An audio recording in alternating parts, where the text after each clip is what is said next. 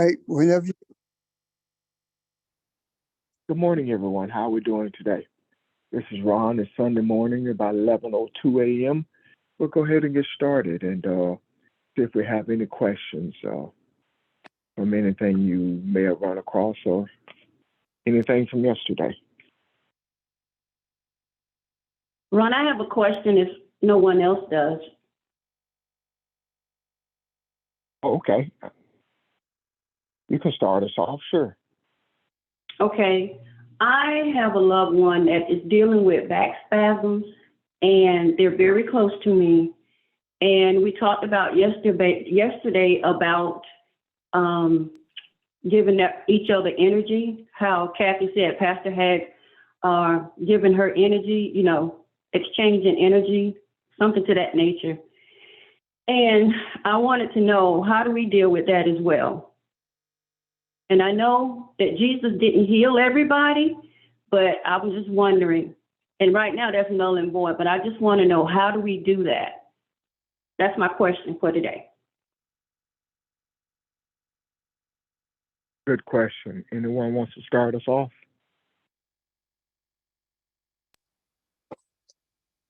that's your question for now. I doubt if it is for today. However, to address your question, um, yesterday when we were talking about that, um, I talked about there is no methodology that we have to go through, no steps. Um, when we meditate differently. There are people who do who will do a chant or a mantra. There are those um, who will sit in a certain position, a certain place. However, if we look at the meaning of meditation from the scriptures, where it's translated as prayer, if we look at that, then we begin to see that even when Jesus went to the mountains to meditate, he did not have a set mantra. He did not chant. He pretty much, from inside out, dealt with interacted rather with the Creator or with a womb, because they are one, and that's how we do it in terms of meditating. Regardless of how you start, the objective is to be one with the universe. And one of the other things I mentioned, I'm getting to it, Evelyn. One of the other things I mentioned also is that when we meditate, we should not be meditating simply to receive something. We should be meditating also to release something. And the something that we release is energy for the benefit of humanity. Because when we are in a state of meditation and our desire is for harmony between for humanity, then the universe knows our desires. And when the energy from the universe is infused into the earth, we become conduits through which it flows, and others benefit from it. And to address Evelyn's question more specifically, the person for whom she is meditating, or the person who she desires to share energy with, that person is a focal point in her mind, but not the single focal point, meaning that she understands that her desire, yes, is for that person, that individual person, but is also for the greater good of humanity. So when you when you take those breaths, or however you start, you allow that to flow through your mind. And there are going to be other things that come through your mind. However, your desire, your expressed desire, is known to the universe. So it matters not what flows through your mind. The objective is not to allow those things to be a distraction, Don't focus on them.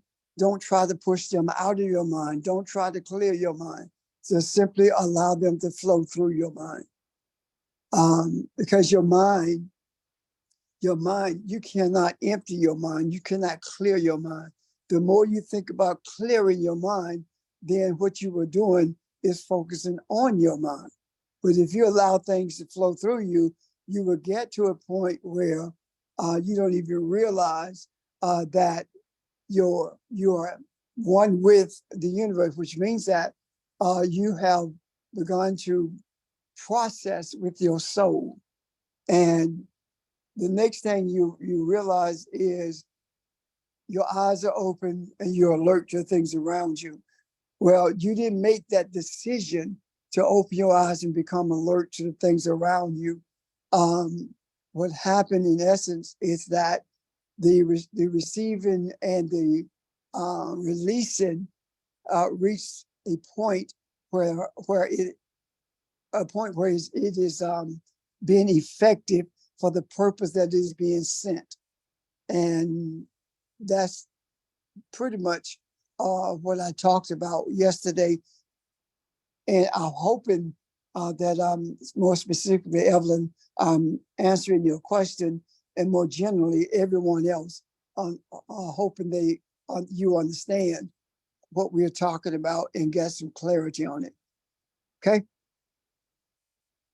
Yes, sir. And so another question, I said that I wasn't going to ask, well, that was my question for today. But anyway, are we feeling these things because of the earth, because of the stress and all the other things that's going on? Like, it's like birth pains, or is that because we're feeling these things? You cannot be in this earth and be sensitive to the burdens of humanity and not carry them. That's an impossibility. It's not going to happen. So, yes, we are experiencing these things, but I do believe that we are the earth and the earth is us in terms of consciousness. So we are the hurricanes. We are the earthquakes. That's all of those things are a manifestation of the pains, not only that humanity at large is experiencing, we are as well experiencing those things. And when it talks about the earth groaning for our redemption,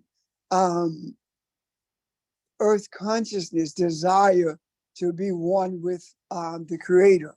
And this consciousness is nothing but energy that's in this earth, knowing that, thoughts are energy. So earth consciousness is energy that's in this earth for the express purpose of bringing it to balance.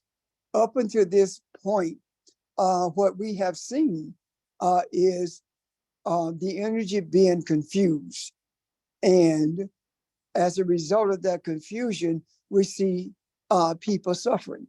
And we also see right now there are more frequent catastrophic storms, as well as earthquakes are more frequent. The weather patterns are becoming more deadly, and that is reflected of our desires to bring balance to this earth. Now, why would it be that we are those things in terms of earthquake, the weather patterns?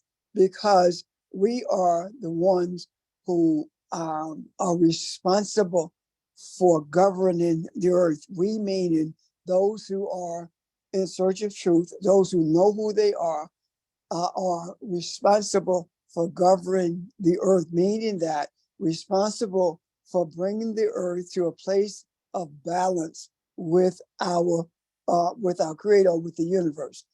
So here we are at this place where we're realizing this, and we have to be on the same page in order for us to bring this balance, which means that we got to stop giving lip service to our desires and began to embrace them. The manifestation of our desires are realized when we stop looking for them to take place and began to know that all the balance we are ever going to see is already present. It's the manifestation of it that we are desiring. And if you cannot manifest within your own being balance and harmony, you will not be able to do it for mankind. You have to be balanced. Now, may I speak to that for a moment? We have to disallow ourselves to continuously search on sources of looking for balance. Sources cannot give you balance. So the sources are not balanced. If you are not balanced, based upon your desire for unicity with the Creator, you will not get it from Facebook or what is the other one? YouTube. You won't get it from that. You have to get it from you.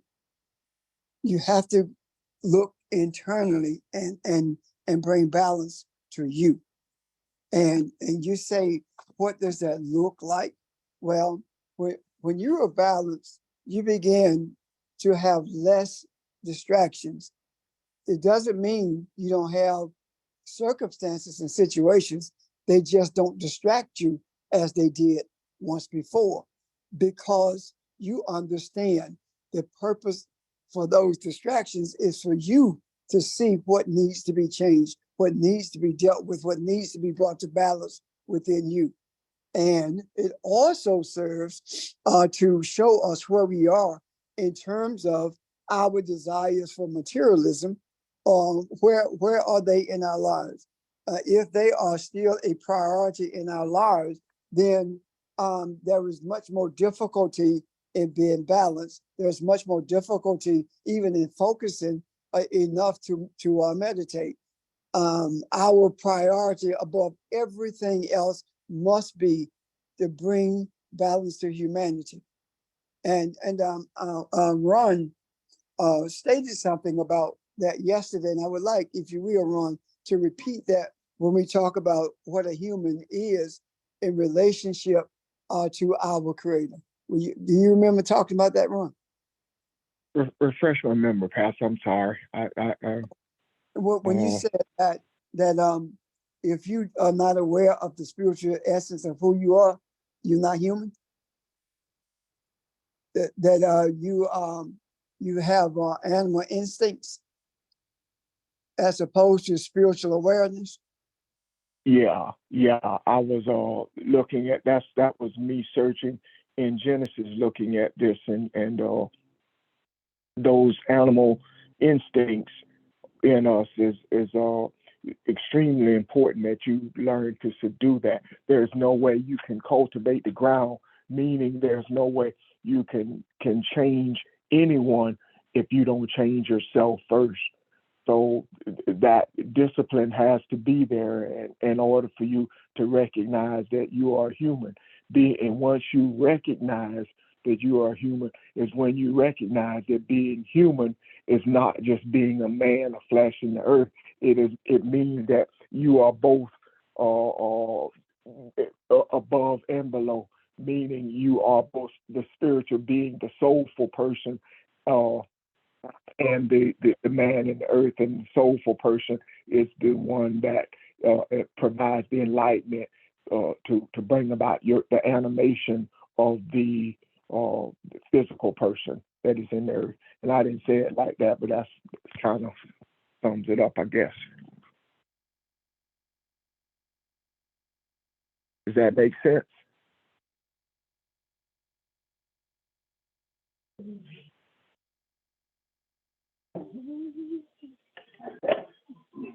Are you still there? Yeah, I'm sorry, I'm still on mute. That's pretty much what you said, yes. Yesterday, I was asking if there are questions or comments. This is Vermel. This is Vermel.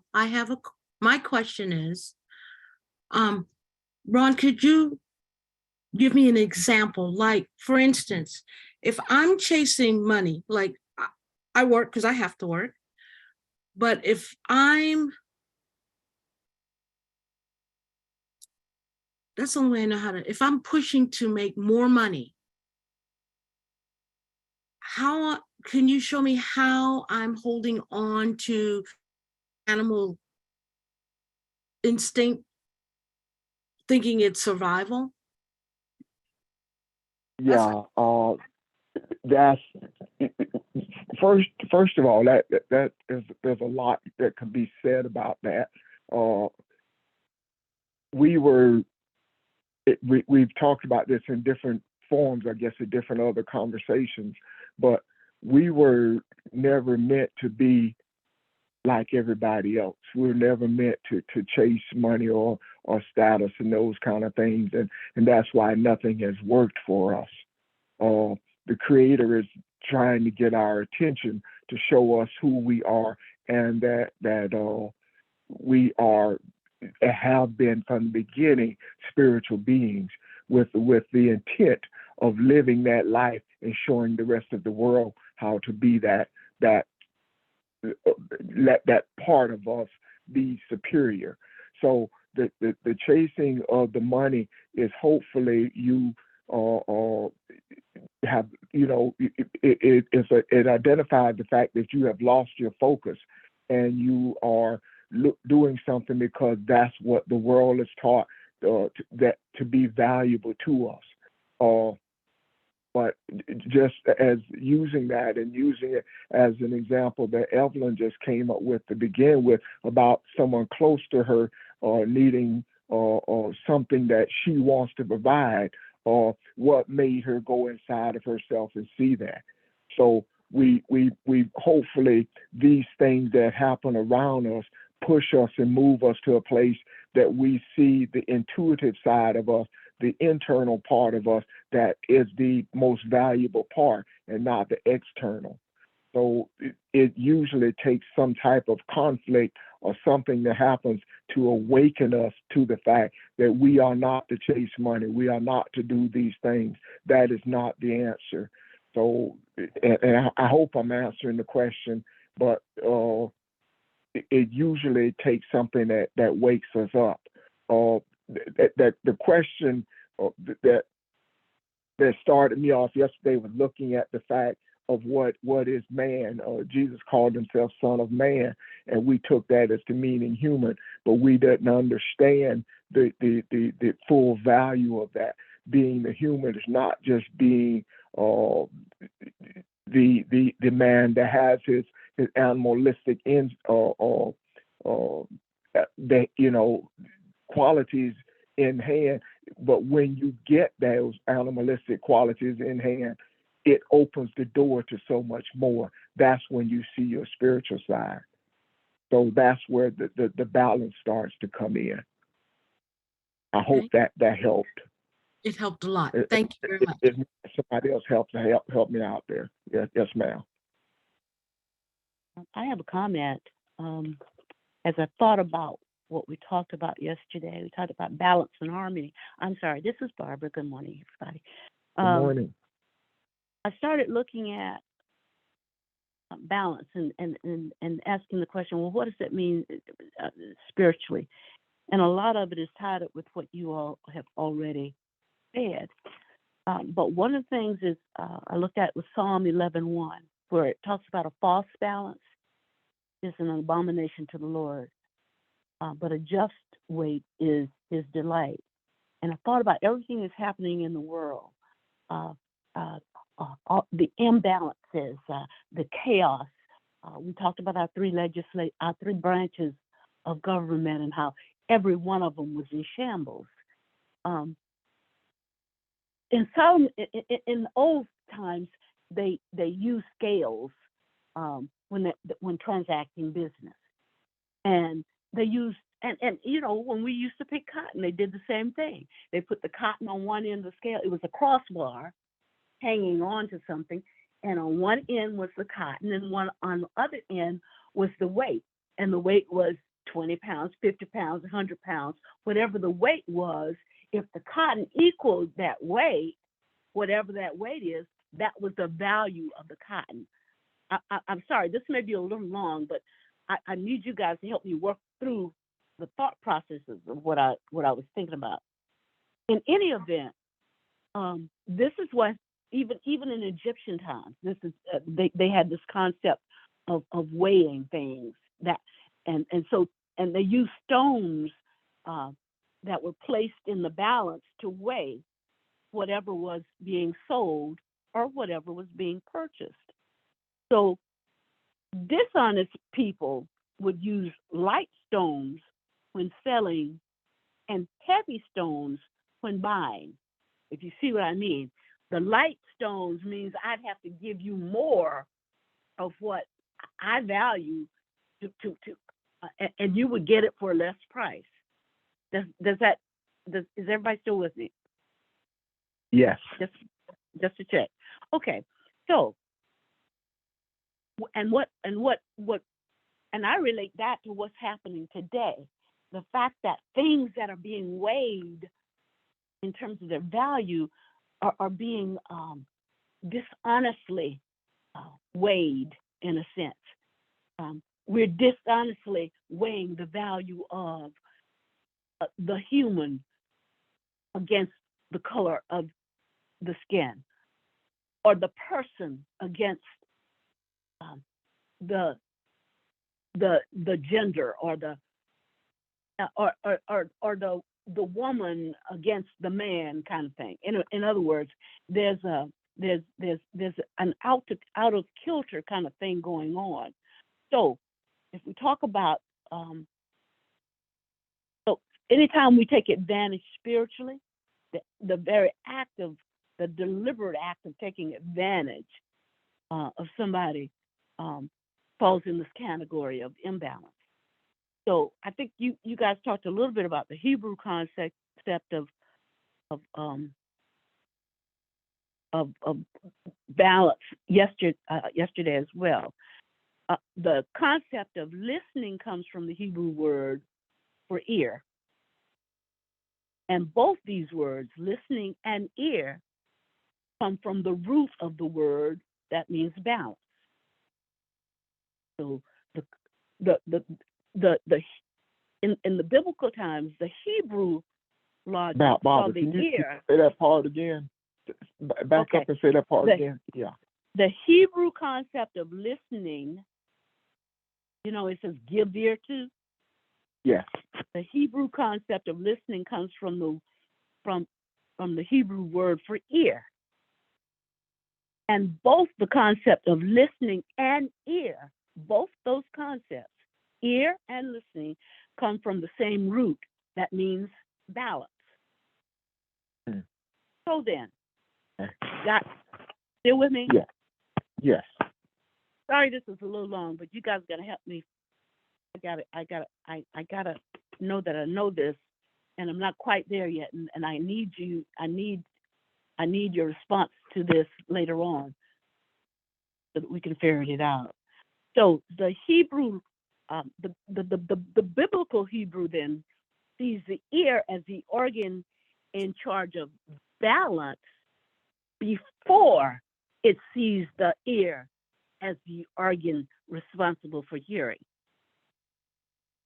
The root of it sees the organ in charge of balance first. That's the inner ear. That's the inner portion that you can't see. It's in charge of balance. And then you can see the external way, the appearance of the ear and what it looks like, and all the functions that it causes in order for us to hear. So when we meditate, we put ourselves in that spiritual state of balance internally, in a position to rightly hear what the universe is saying. When we meditate, we cut off all the distractions. As Pastor says, you let them go through. You don't dwell on them. you let them flow through until we get to the point where we can, for lack of a better word, rightly divide, rightly hear, rightly balance what we are receiving from the universe. So there's a Hebrew word which means scale that's also related to balance. All of this stuff is intertwined so much that that's why I'm talking, and I need the help to ferret it out. The word for scale is connected to balance too. So after what I've just said, when we listen or give ear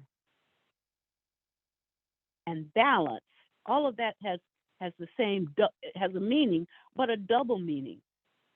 Because when we listen or give ear to, or when we listen with our inner ear, it's sort of like our request, our opening up to the universe and requesting from the universe to balance whatever is going on, to put it in, to balance the chaos that's going on. And then Jeff Benner also talks about the definition meaning to weigh out something. And the other thing it means is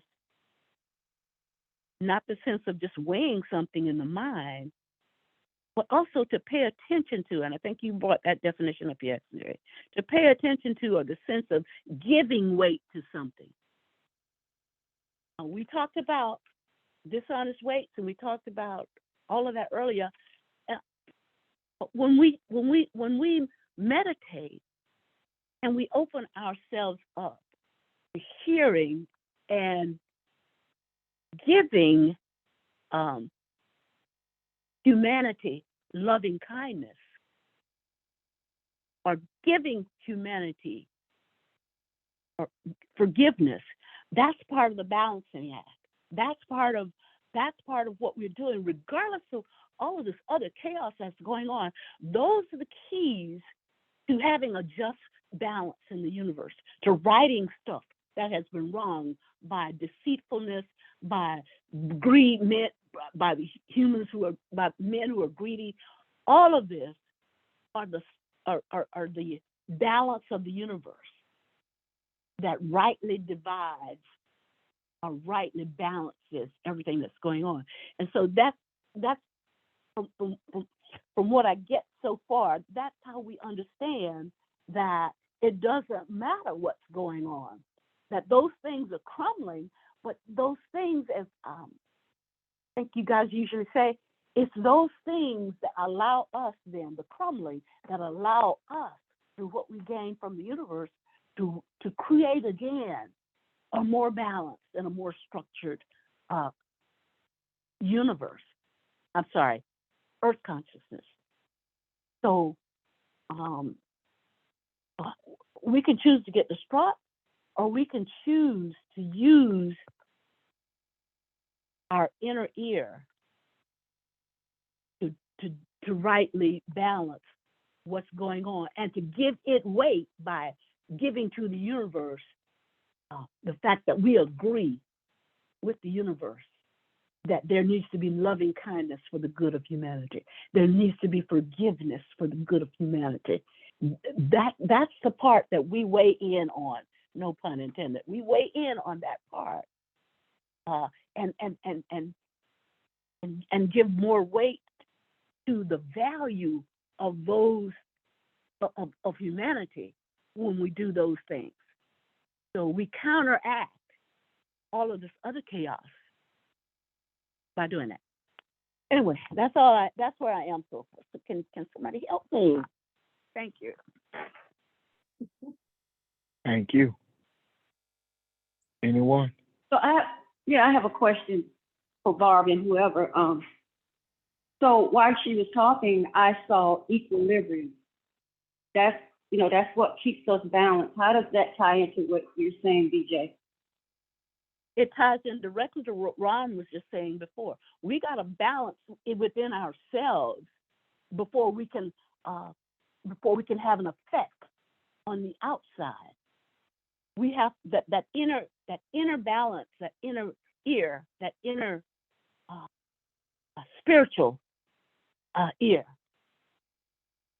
If we understand that it relates to balance, just as the inner eye, the third eye, the eye has a direct relationship to things, the inner ear helps us to pick up on the resonance of the universe. Once we're sitting quietly, once we are just simply desiring to hear from the universe, that's that inner ear that picks up on that resonance first. And so the distraction that we can hear through the external ear, a lot of that can give us wrong information that we hear on the news. It can give us a wrong sounds, all of this hatred that we hear. All of that gets diminished when we can meditate, and the equilibrium we achieve is internal first. And then when we hear from the universe, we can rightly divide, we can rightly discern, we can weigh what we hear externally in the physical against what we know, we understand, and resonate with internally, and to see the universe, continue to see the universe with what we receive from the universe. And that is that the value that's most important is knowing who you are and understanding that we are interceding and bridging the gap for humanity by continuing to feed back to the universe what it gives us: loving kindness,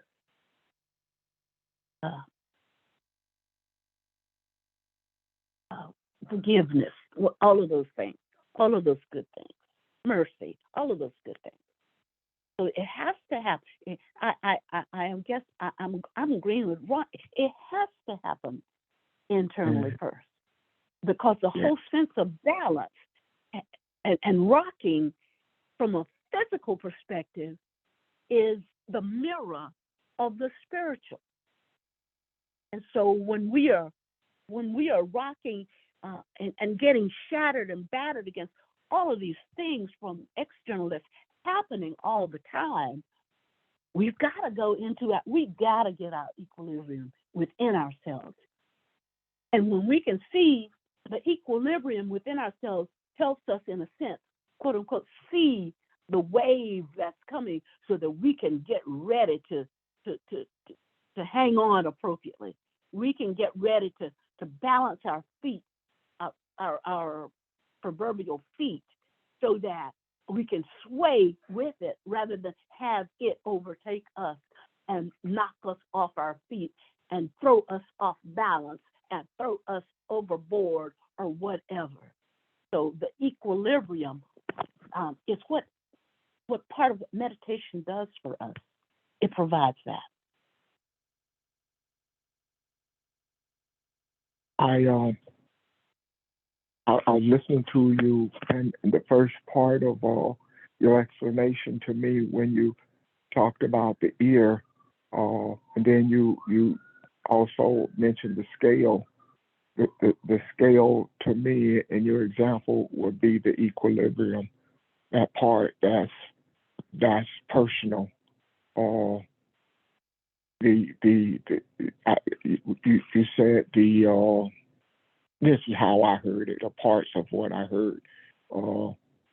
The Hebrew understanding of hearing and ear.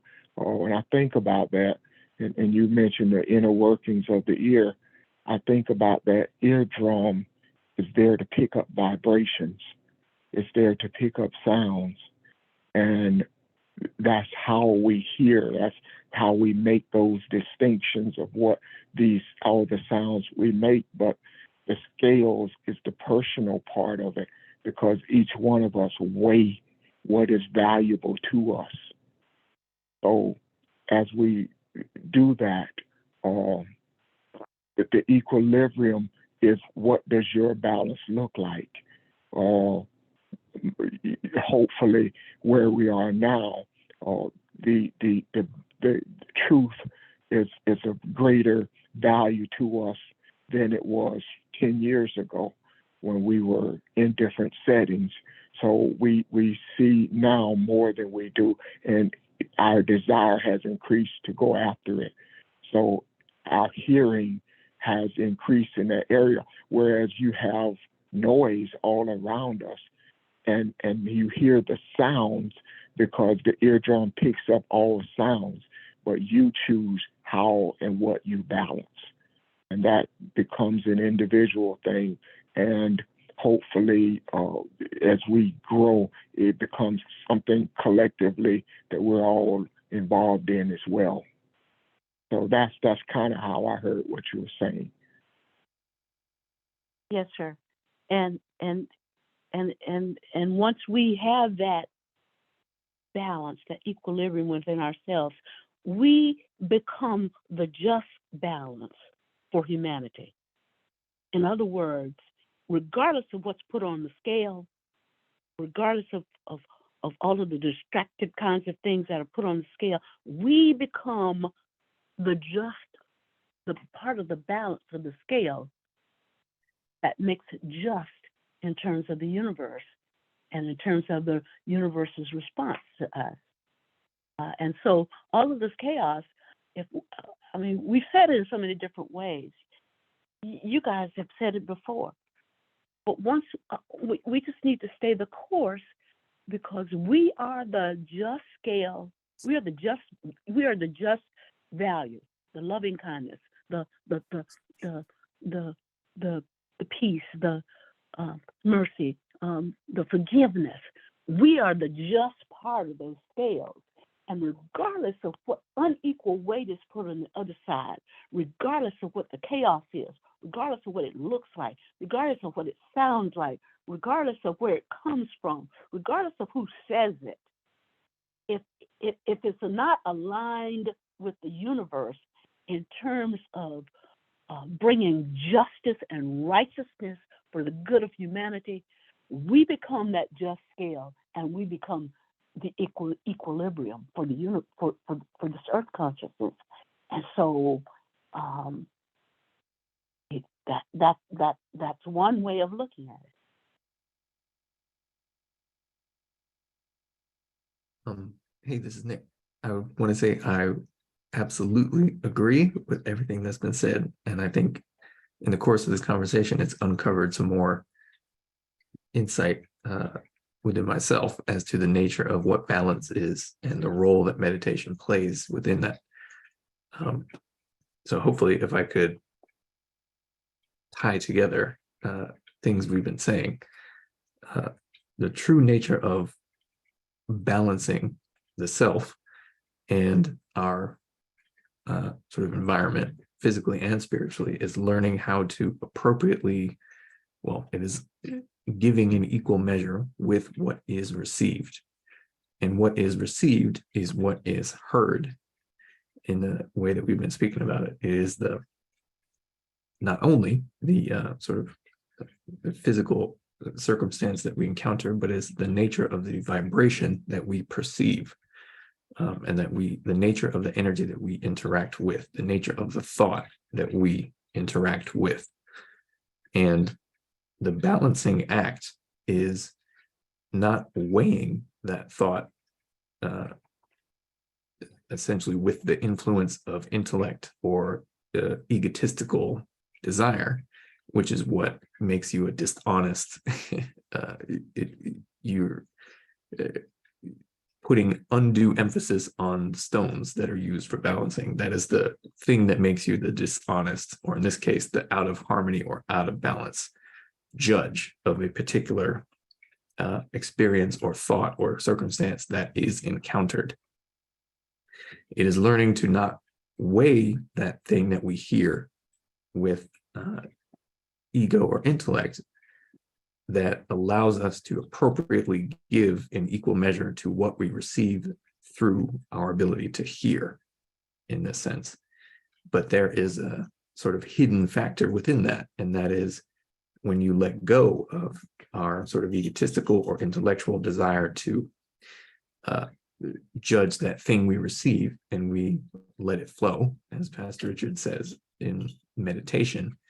The hidden factor is that still small voice, or the light that shines through the third eye that is available in that hidden space within us when we don't engage our intellectual or egotistical faculties when attempting to deal with a particular thing we have received or heard. And if we don't engage intellectually or egotistically, then it becomes the responsibility of our spirit to appropriately deal with that thing that we have received. And in so doing, we are able to give an appropriate response energetically in terms of what we think, etc., to that situation instead of an egotistical or maybe intellectual one where that is not appropriate. So it seems to me that the true nature of balance is learning to give what is received after what you have received has been weighed by the spirit or the third eye or the still small voice that knows how to deal with that thing, whereas we intellectually or egotistically do not. And in so doing, learning how to allow spirit, what we receive through our connection to higher self, learning to allow that to deal with what it is we receive in whatever circumstance is how we balance the self and that energy that we receive and then give. Because the more we are able to remain in that space where the spirit or the light that we receive through opening of the third eye or the first eye or the single eye, that light or that energy itself lessens our desire to engage with the intellect or the ego, which has the effect of mellowing us out, spiritually speaking, so that it is then, again, easier to remain in that space of meditation. So it seems like a lot of what we're uncovering today has to do with all of those things related to bringing to balance things that are out of balance. And that includes the act of healing, because disease is that which is something out of balance. It is not able to deal with its, well, it is the result of, spiritually speaking, a blockage of energy that is causing chaos in physical. And learning how to balance the self, you learn how to balance everything other than the self, which is really all part of ourselves, but you learn how to balance those other things that are not able to give or let go of the thing that is causing the blockage, resulting in disease.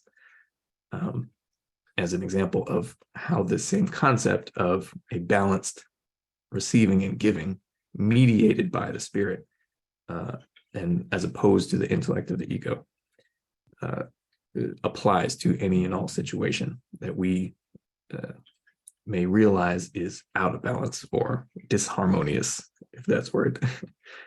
So I just want to say thank you for that discussion. And I think it has done a lot to reveal the nature of the meditative space that we all should strive to be in, essentially at all times, because that is the space wherein everything that we encounter is then appropriately dealt with for purposes of healing for ourselves and for humanity as a whole. Thank you. Thank you, Nick. A lot has been said. Y'all questions or comments? Does it all make sense? You can understand better, yes. I was waiting to make a comment. I excuse me. A lot of the questions I was going to raise are answered, and I agree wholeheartedly with everything that's been said. I want to raise a question for self-examination, maybe. What are you giving weight to? What is giving weight to a thought? It looks like you focusing on something. What do you can give weight to a thought or desire by trying to push it away. If you allow it to flow, you're not giving weight to that. The idea or the concept of giving weight to something, I think is amply been explained by Barbara, but it's not. Please raise the question. Whatever we give weight to determines who we are or who we think we are. If we give weight to chasing money, that's our focus, then it always eludes us.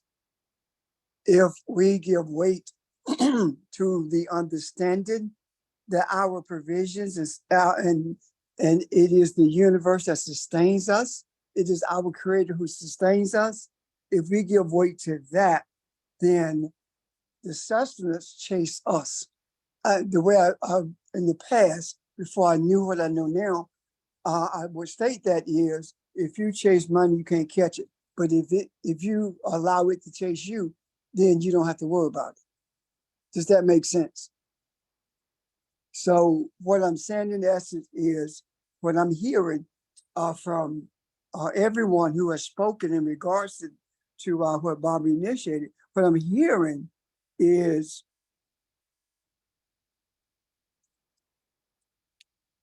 we must take the time to examine our desires. If our desires or our desire is for anything more than bringing harmony to humanity, then we are out of balance. If we have as a single priority, and I like what you said, Nick, about the third eye, the first eye. If we have as a single priority the desire to harmonize the earth consciousness, then that balance of our desires, not only does it make provisions, but it also grants us the strength to endure circumstances and situations that once beset us or that once was a burden to us. And that is when we began to see the manifestation of balance in the earth. When we talk about balance in earth consciousness, I see that developing right now. I see it manifesting. When we spoke concerning the affirmative action ruling, as well as the one that affected in a negative way, or seemingly a negative way, LGBTQ community, when we look at those rulings, we hear now people talking about how to fix it.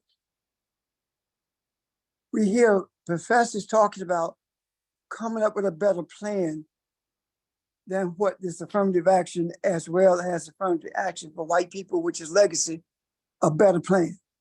These conversations must be influenced by our desire for harmony. These discussions are actually about balancing what affirmative action could not balance. When we hear them talking about a better way, we are hearing a way to manifest the balance in earth consciousness that we are seeking. And without regard to individual things, all of these, when this conversations are manifested and we see the results of them, we begin to see the balance across the board. Am I making sense? Or do you understand what I'm attempting to say, or what I'm saying actually? Because I'm not attempting. I see it, Yes. but I'm not always able to put it in words what I see. Any questions? I Are you? Go ahead. No, go ahead. I hear what you're saying, because what this is showing us is that the laws created by man in this earth consciousness, which were put in place because of an unjust kind of relationship between the races, say, that those laws couldn't stand, because the motive for them was a patch, if you will. It wasn't getting at the root of I have every right as you do, whatever your race or your gender or ethnic origin, whatever, to be educated as you do. And I don't need a law to tell me that. And that's what this is doing. It's taking away all those things that were built in by the law, which were not lasting. They were temporary at best. And it's like it's putting on even keel so that, as you say, spiritual truth can create the balance that humanity needs across all of that. We don't need a law to do that, if we just do the right thing because it's the right thing to do.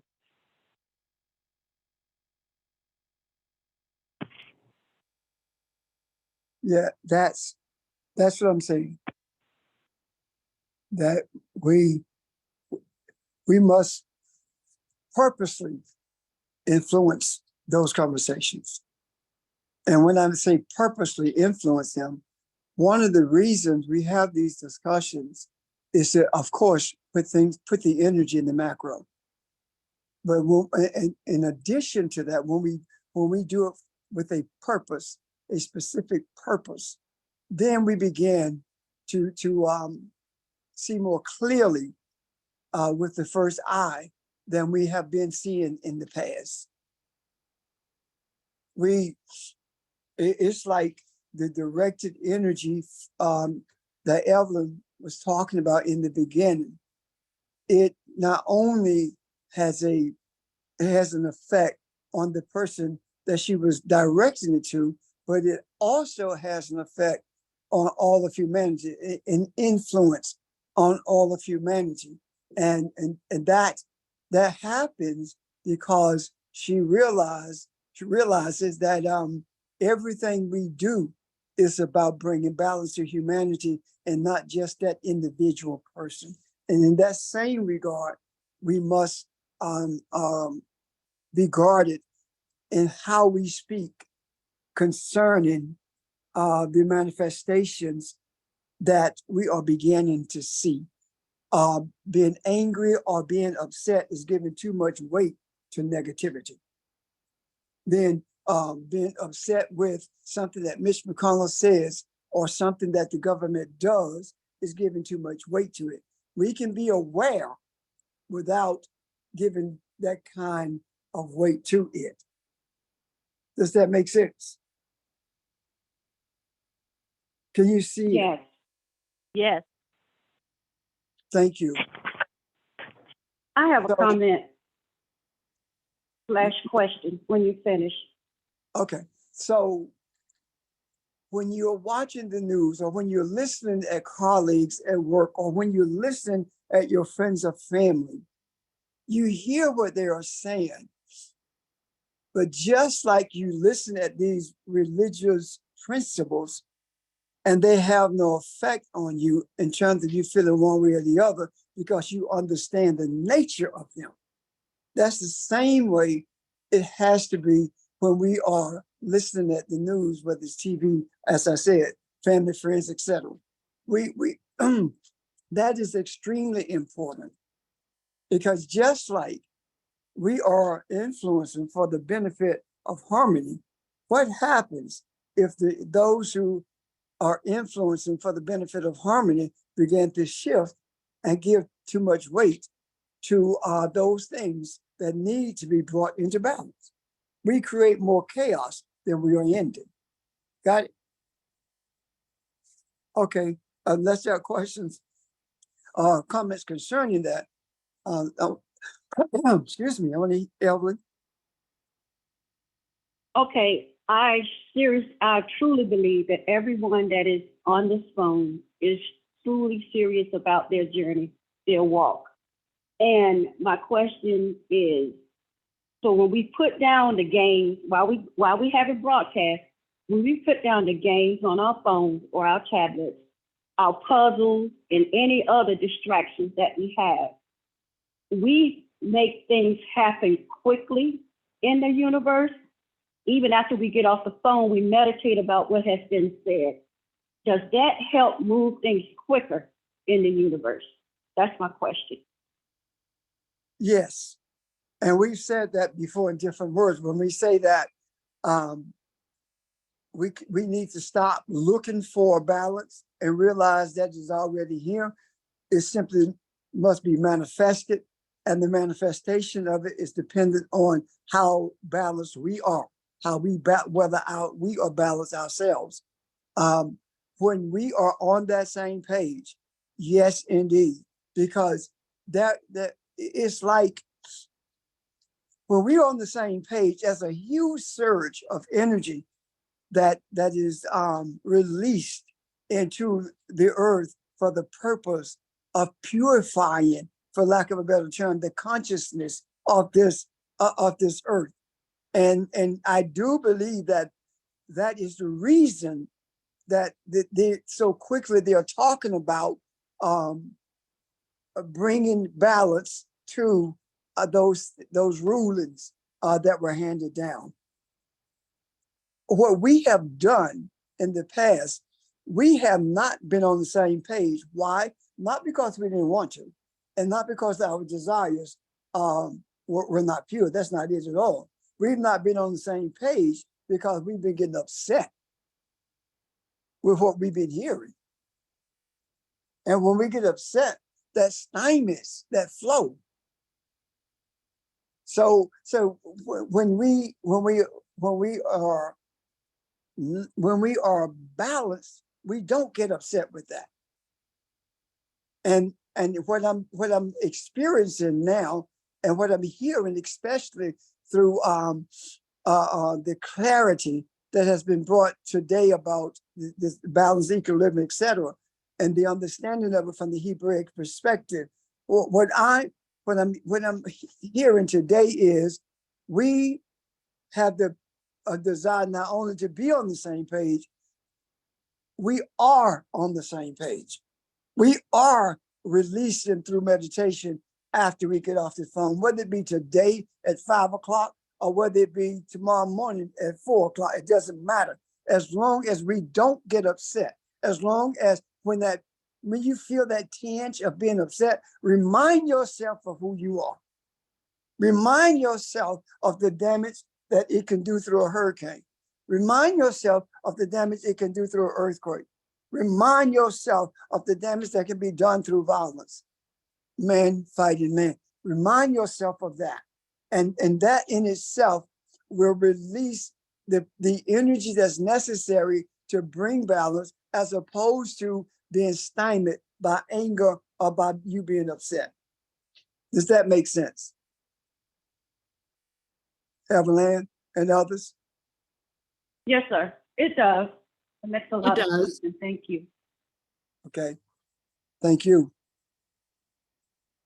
Ron? Pastor, I have a question. Good morning. This is Kathy. So based on all the information that you've said this morning and the example that you gave of Mitch McConnell and how we respond, what I'm hearing you say, if I'm hearing you correctly, is that our emotional response becomes our emotional baggage, because it's the thing that keeps us from being balanced. in that scenario. Am I hearing you correctly? You are hearing me correctly. And that's what I gathered from when Nick said we cannot do it on the basis of intellect and ego. What you just said is what I gathered from that. It's the baggage, the emotional baggage that impedes our forward motion.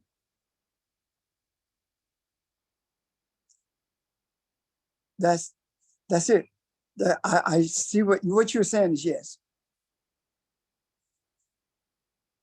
Hello? Yes. Kath? Thank you. I just wanted to make certain I was hearing it correctly. Yes. Thank Yes. you. Because that intellect and ego that's some serious baggage to be making an attempt to hear spiritually and to process spiritually. Thank you.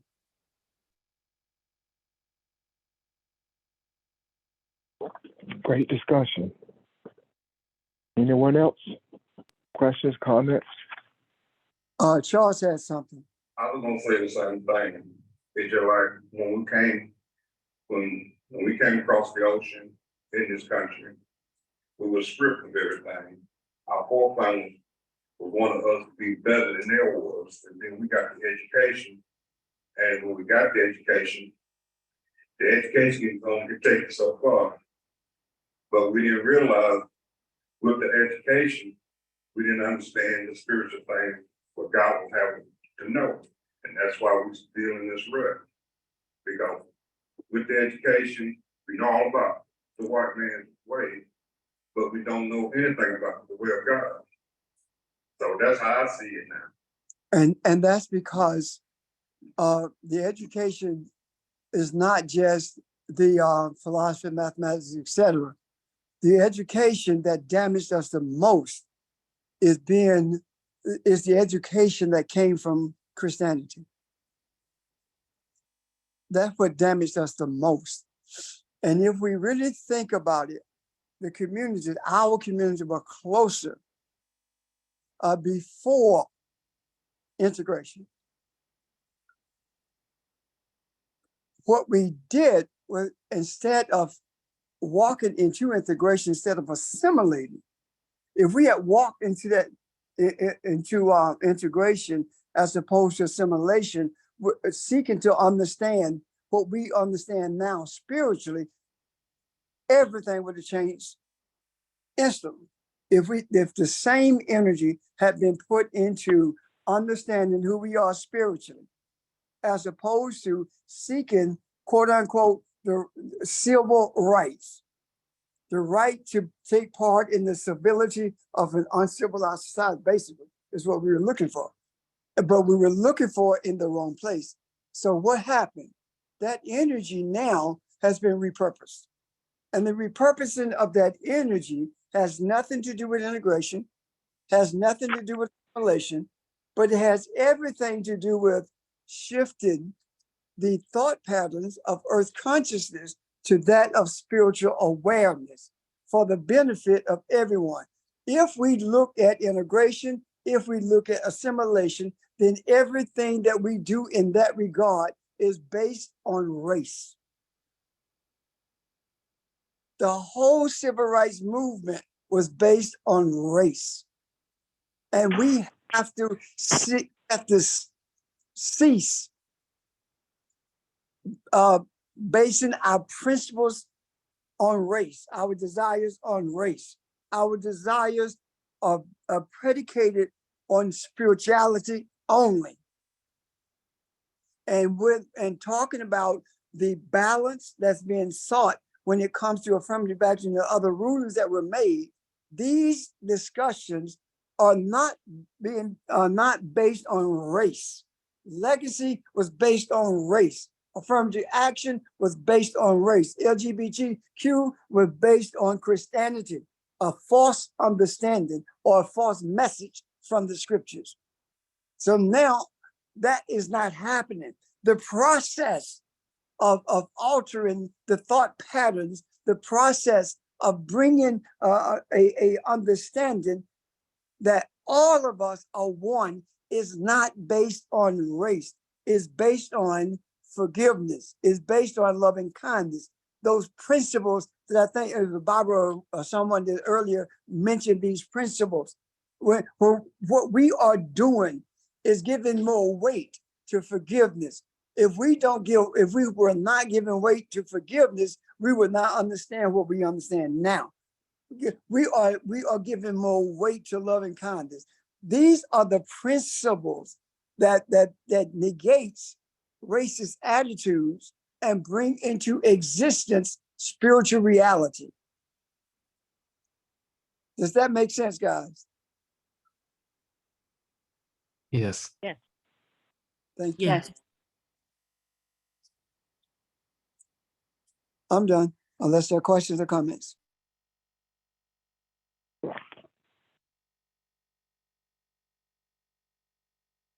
Okay, thank you. Did anyone have a question on any other subject? I have a comment. Good morning, this Okay. is Audrey. Good morning, Audrey. I was just reading back over that thing we talked about with Elijah and Aquarius. And I guess this is kind of a follow-up with Nick and Kathy. But when Elijah was talking to the people and he asked them, how long will you waver between two opinions? And I think when we give weight to things like whatever's happening in the news or whatever's happening in the politics or whatever, versus what we know to be the truth, then we are wavering between two opinions. So we've either got to make the choice to decide that we know the truth and we are going to stick to the truth, or we are going to waver. And when we waver, we're out of balance, basically. So I totally agree with what's been said, that we need to decide who it is that we are and the truth that we know, so that we can stay in balance.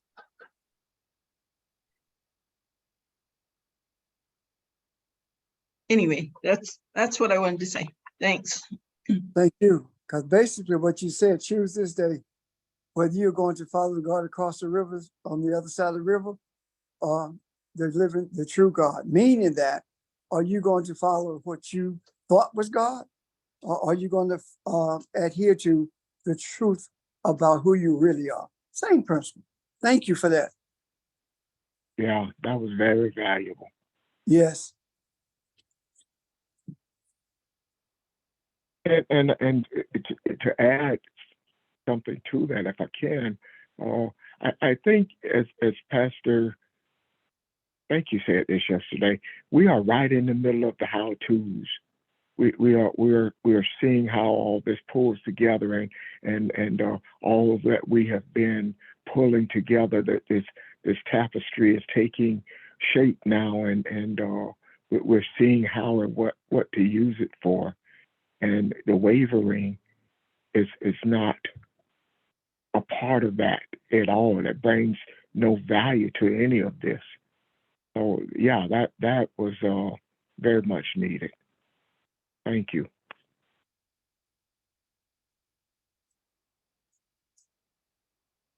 I want to